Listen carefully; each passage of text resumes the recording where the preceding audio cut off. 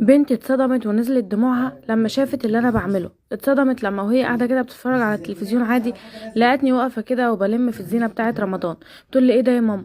هو انت بتشيلي زينه رمضان ليه؟ قلت لها ما هو خلاص، رمضان خلاص كلها يوم والتاني وهيخلص.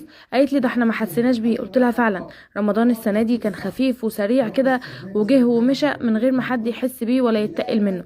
قالت لي بس يا ماما انا ما كنتش عايزاكي تشيلي الزينه بتاعه رمضان. قلت لها ما انا مش هرميها، انا جبت كرتونه اهو وهحطها فيها كده واشيلها للسنه الجايه ان شاء الله، لو ربنا قدر وان احنا عشنا وقضينا رمضان الجاي.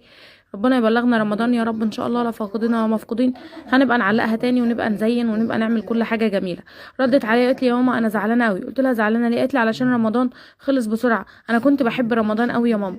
قلت لها على الرغم من ان انت بتصومي وكنت اوقات بتقولي ان انت جعانه. قالت لي اه بس كنت فرحانه ان انا بصوم ومبسوطه ان انا صمت رمضان ده. قلت لها ربنا يقدرك وان شاء الله بعد كده تبقي تصومي كل رمضان لحد عمر